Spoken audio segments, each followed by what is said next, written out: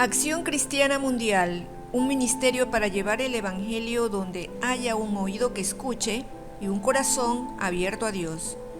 El Evangelio de Juan, en el capítulo 8, narra un episodio en el cual Jesús increpa a unos judíos. Y el versículo 44 nos dice que el Señor dijo así: sois de vuestro padre el diablo y queréis hacer los deseos de vuestro padre. Él fue un homicida desde el principio y no se ha mantenido en la verdad porque no hay verdad en él. Cuando habla mentira, habla de su propia naturaleza porque es mentiroso y el padre de la mentira. Aquellos judíos del relato no eran seres comunes y corrientes, sino personas estudiosas de la Torá y de la ley mosaica, que se creían poseedores del privilegio de ser hijos de Abraham, según lo decían.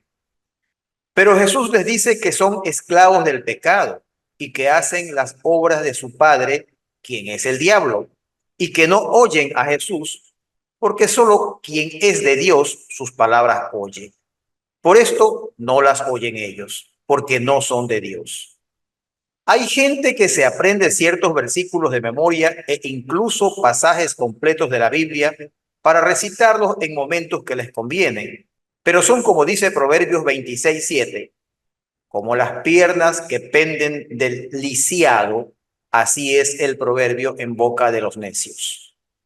He tratado con personas que viven fingiendo ser siervos de Dios, que le llaman hermanos, que le llaman siervos, en fin, mientras son instrumentos de Satanás, que incluso se autodenominan pastores, mientras arde en su corazón la llama de la maldad y son capaces de cualquier mentira con tal de conseguir beneficios para sí mismos. Hace pocos días vi a una mujer y a su marido actuar como en una obra teatral, fingiendo ser agredida ella por un tercero, quien, para agravar su pecado, era un familiar cercano a ella. El objeto de su simulación era ni más ni menos que lograr meter preso al inocente hombre, quien tiene un juicio legal contra la audaz pseudoactriz y su cómplice cónyuge tan perverso como ella. Estas personas que ante la opinión de la comunidad de la iglesia donde asisten pueden gozar de cierta consideración y llamarlos hermanos, si acaso no pastores, son similares a aquellos que Jesús los llamó en su cara, hijos del diablo sois.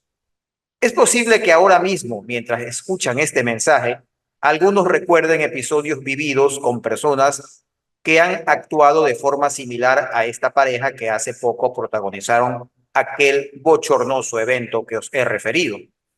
A veces nos sorprendemos cuando leemos ciertos pasajes de la Biblia donde se mencionan situaciones de traición y engaño o actos viles cometidos por gente que parece no tener conciencia. Pero nos olvidamos de que cosas similares pueden estarse dando en estos mismos momentos en muchos lugares de este pecaminoso mundo. Como por ejemplo, mujeres fingiendo un embarazo para lograr atrapar a un individuo por pura conveniencia, hombres traicionando a un amigo con cualquier acto, no necesariamente de índole sentimental, aunque sin descartar aquellos. Otros engañando a un socio para quedarse con su negocio. Otros más adulterando un producto que luego venderán a terceros y una interminable lista de etcéteras. En los años de mi ejercicio profesional como abogado, he tenido la oportunidad de ver las más horrendas infamias y deslealtades, pues de hecho, si no existiera este tipo de gente, quizás ni siquiera habría necesidad de juzgados, cortes de justicia, jueces y abogados. Bajo el análisis de un criminalista, este tipo de conductas se describen mediante un mecanismo llamado iter criminis, que significa camino del delito, que en el derecho penal define el proceso de desarrollo del delito, es decir, las diversas etapas que posee desde el momento en que se forma la idea de la comisión de un delito hasta que se consuma. Los profesionales de la psicología y la psiquiatría tratan a la mente criminal como trastornos de la personalidad, entre los cuales están el antisocial, obsesivo-compulsivo, paranoide, narcisista, esquizoide, esquizotípico, dependiente y evitativo, no olvidando, claro, aquel que a mi criterio representa el estado más dañino llamado psicopatía, que es una actuación eminentemente diabólica. Pero la mente criminal no es una simple distorsión de la conducta del transgresor, sino un proceso de deterioro paulatino de quienes un día dieron espacio en su corazón a pasiones como la ambición, la envidia, el resentimiento y el odio, permitiendo que el diablo entre en sus vidas y sea el señor de su corazón. Por eso Jesús dijo a esos fariseos del capítulo 8, versículo 44 del Evangelio de Juan que leímos hace un momento: vosotros hijos del diablo sois. La mente criminal tampoco es una especie de enfermedad que pueda tratar la ciencia médica por medio de inyecciones, pastillas o terapias, sino una enfermedad del alma, donde el único médico que puede entrar es Jesucristo con la medicina de su amor, que es distinto a lo que usualmente en este mundo se conoce con el mismo nombre, es decir, amor. Hay un error que se comete quizás inocentemente, pero con frecuencia en la comunidad cristiana, y es el soslayar o minimizar los actos dolosos de ciertos miembros, incurriendo en un mundano espíritu de cuerpo, como sucede en algunos gremios seculares, donde los actos delictuosos son cubiertos sistemáticamente mientras los transgresores son protegidos por la comunidad. Y eso ocurre tanto en la Iglesia Católica como en las evangélicas y protestantes en general, queriendo fingir ante el mundo, aunque saben que a Dios no lo pueden engañar. Lo que acabo de mencionar me lleva a recordar lo sucedido en la comunidad cristiana de Corinto, narrado en la primera carta del apóstol Pablo a aquella iglesia, conocida en el Nuevo Testamento como Primera de Corintios, que se refiere a la gran corrupción que había al interior de la iglesia.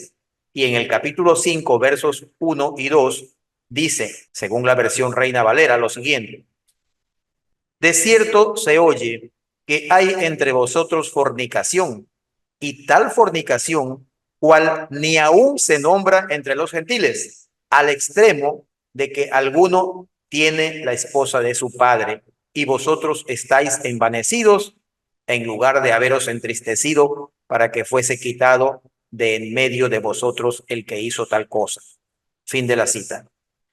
La iglesia de Corinto era una fiel imagen previa de lo que en estos tiempos son las iglesias de todo el mundo, repletas de oyentes, con muchos de ellos como miembros con carnet en su bolsillo, algunos ocupando incluso cargos de jerarquía que los han vuelto envanecidos, engreídos, infatuados, pero con el corazón entregado al diablo, que se ha convertido en su señor, entregándose a todo tipo de maldad que son obras de la carne, como señala Pablo en su carta a los Gálatas capítulo 5, que mejor leo a la letra para mejor comprensión, desde el verso 16 hasta el 21.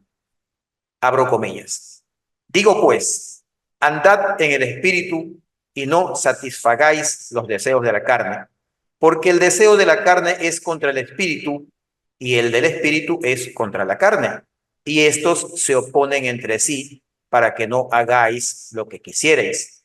Pero si sois guiados por el espíritu, no estáis bajo la ley, y manifiestas son las obras de la carne, que son adulterio, fornicación, inmundicia, lascivia, idolatría, hechicerías, enemistades, pleitos, celos, iras, contiendas, disensiones, herejías, envidias, homicidios, borracheras, orgías y cosas semejantes a estas, acerca de las cuales os amonesto, como ya os lo he dicho antes, que los que practican tales cosas no heredarán el reino de Dios. Cierro comillas. El apóstol Pablo, en su carta a Tito, a quien consideraba un hijo en la fe, escribió lo siguiente respecto a la comunidad cristiana asentada en la isla griega de Creta. Tito 1, versos 12 y 13. Abro comillas. Uno de ellos, su propio profeta, dijo: los cretenses, siempre mentirosos, malas bestias, glotones, ociosos. Este testimonio es verdadero, por tanto, repréndelos duramente para que sean sanos en la fe. Cierro comillas. Resumamos. El que actúa conforme a las obras de la carne, anda en la carne y no muestra los frutos del Espíritu. No ama a su prójimo, así éste sea parte de su familia de sangre. Y si no es capaz de amar a su prójimo, a quien ha visto, ¿cómo podría amar a Dios, a quien no ha visto? Así lo dice Primera de Juan, capítulo 4, versos 7 y 8, que mejor leo el pasaje completo. Amados, amémonos unos a otros, porque el amor es de Dios. Todo aquel que ama es nacido de Dios y conoce a Dios. El que no ama no ha conocido a Dios, porque Dios es amor. Oremos. Padre nuestro que estás en los cielos, invocamos tu amor para que llene nuestro corazón. No permitas que haya espacio para el rencor ni otro sentimiento que afecte nuestra comunión contigo. Que la paz y el gozo estén siempre dentro de nosotros para que podamos esperar con paciencia tu juicio, sabiendo que eres justo y en tu tiempo separarás la paja del trigo. Guíanos y protégenos en todo momento y circunstancia. En el nombre de Cristo Jesús te lo pedimos. Amén. Si le ha gustado este mensaje, compártalo con amigos y familiares para que este ministerio se expanda y suscríbase a nuestro canal para no perderse futuros mensajes.